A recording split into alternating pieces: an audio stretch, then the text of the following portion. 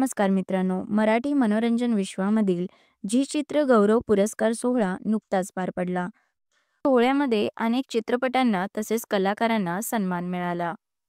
या पुरस्कार सोहळ्यामध्ये प्राजक्ता माळीची निर्मिती व प्रमुख भूमिका असलेल्या फुलवंती या चित्रपटाला 6 पुरस्कार मिळाले.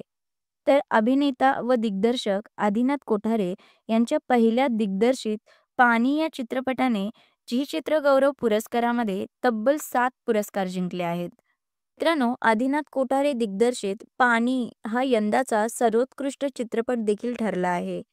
नागदरवाडी गावातील हनुमंत केंद्रे आणि सुवर्णा केंद्रे यांच्या आयुष्यावर आधारित पाणी हा चित्रपट आहे.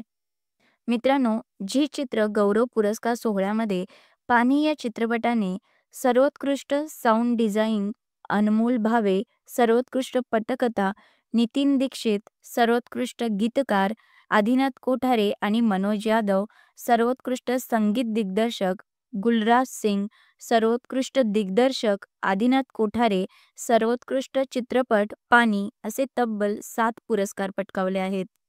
मित्रांनो, आता येणाऱ्या वेळेमध्ये आदिनाथ कोठारे हे नवनवीन चित्रपटांचे दिग्दर्शन करणार असून वेगवेगळ्या भूमिका साकारताना दिसणार आहेत. या पुरस्कारांबद्दलची पोस्ट आदिनाथ कोठारे यांनी सोशल मीडियावर शेअर केली आहे. दरम्यान यावर संपूर्ण कलाविश्वातून शुभेच्छांचा वर्षाव करण्यात येत आहे.